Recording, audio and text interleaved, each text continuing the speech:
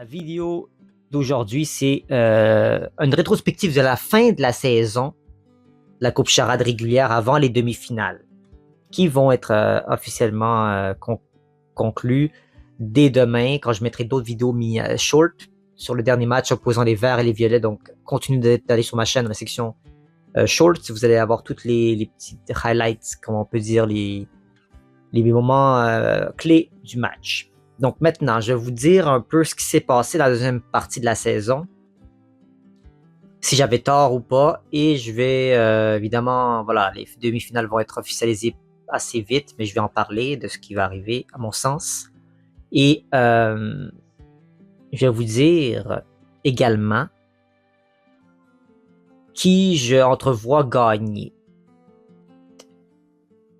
Voilà, donc là, c'est une vidéo de rétrospective de la seconde partie de la saison. Je ferai peut-être une vidéo plus spécifique pour la prédiction des demi-finales, puis une autre, évidemment, quand les finales vont arriver. Mais là, en règle générale, c'est un match surprenant. Il y a eu beaucoup de matchs surprenants, beaucoup de résultats surprenants. Il y avait beaucoup d'absents. Il y en avait des joueurs qui étaient dans la tournée européenne, comme Barbouchi, le joueur des Bleus. Vincent Bolduc, qui était le nouveau coach des Violets, qui, malgré qu'il a remplacé Nadeau, lui aussi était indisponible en fin de saison. Marilyn Thibault, qui était la coach des Bleus, ainsi que qui d'autre c'était Vincent Bolduc, Marilyn Thibault, Frédéric Barbouchi et l'autre personne, je sais plus trop c'est qui. C'est Sophie Caron qui est venue en renfort dans ce match-là. Donc, peu importe. Dans tous les cas, ça a apparu parce que, regardez, les X, ça signifie que les équipes se sont qualifiées dans les demi-finales. On a les verts, jaunes, violets. Là, ils vont mettre à jour les statistiques ici. Les rouges ont 5 points. Les bleus ont perdu le dernier match. Je pense pas qu'on peut les voir, les matchs ici. C'est correct. Mais je vais vous dire ce qui s'est passé. On a eu les jaunes qui étaient en danger au début. Ils étaient à la fin ici. Les jaunes se sont fait battre par les rouges, comme vous pouvez voir dans les miniatures à mon souvenir. Mais les jaunes ont fini par battre les violets après, ce qui les a sauvés de l'élimination des séries. Les bleus ont perdu contre les oranges, leur match d'hier, ce qui fait en sorte qu'ils sont éliminés. Ils ont 4 points, c'est une prolongation, mais c'est pas assez pour monter. Les rouges, même s'ils ont... Les bleus ont battu les rouges, mais vu qu'ils ont moins de points, les rouges vont juste par la peau des fesses se hisser à la 4e position et faire les séries. C'est la dernière équipe. Donc les bleus et les oranges sont éliminés. C'est souvent les équipes qui ont le plus de misère à faire les séries. Les rouges, par la peau des fesses, c'était mon équipe, à mon sens, cette année que je voulais qui gagne la Coupe Charade. Et ce que je pense qui va arriver au niveau des demi-finales, c'est qu'on va avoir une demi-finale rouge-vert et jaune-violet. Donc première place, deuxième, troisième, quatrième. Il reste un match à jouer, violet-vert. Je pense que les violets vont perdre contre les verts sans offenser quiconque.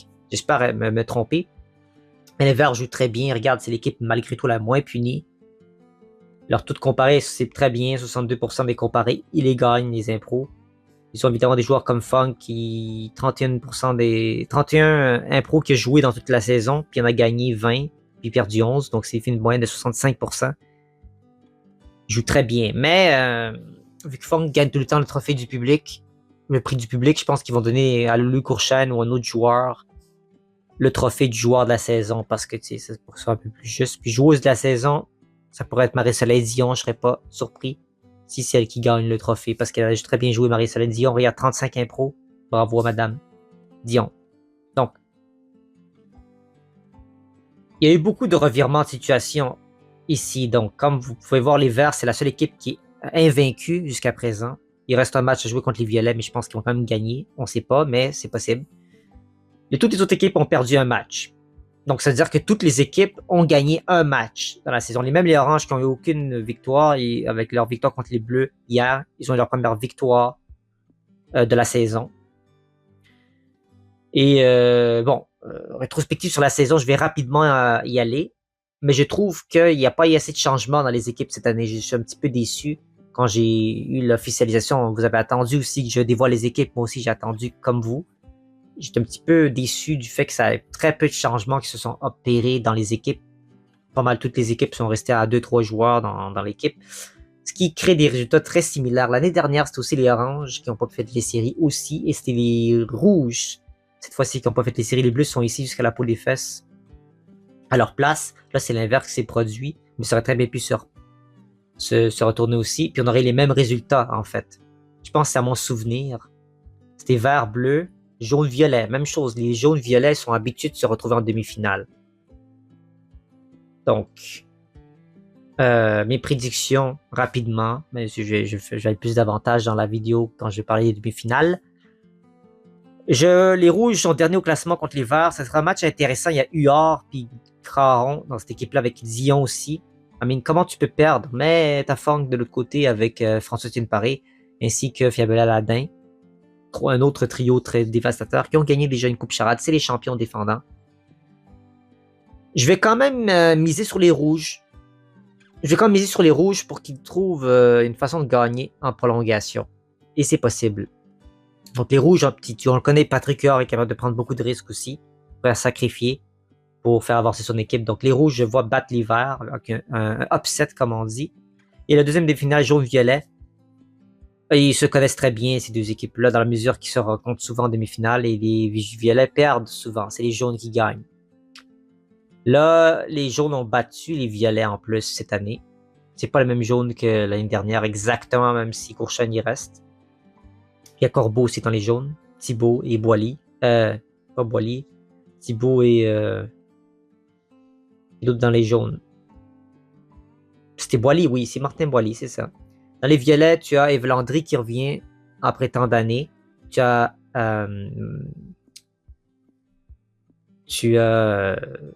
Eve Landry, Sasseville, Marie-Ève Morancy, elle joue là-dedans? Non, elle joue dans les oranges. Bon, peu importe. Cette équipe-là, les violets, à chaque fois, ils font les séries, sauf leur première année. Là, je leur donne le choix. Ils peuvent faire l'histoire, peut-être la première fois de leur histoire que les violets se rendent en finale. Donc, je vois les jaunes pas avoir leur deuxième victoire contre eux. Les violets vont avoir leur revanche. Ils vont battre les jaunes en demi-finale. Donc, on va avoir une finale violet-rouge. Donc, 3e et 4e position. Et je vois... Honnêtement, je vois les rouges gagner. Mais de peu. C'est ma prédiction pour les demi-finales. Donc, voici un peu grosso modo le retour spécifique de la nouvelle saison. De la fin de saison plutôt. Et on se retrouve bientôt pour une analyse des demi-finales quand elles vont s'officialiser. Ainsi que la finale. Et je vous dirai si j'ai eu tort ou raison. Merci à vous d'avoir été de la partie. On se retrouve très bientôt. Au revoir.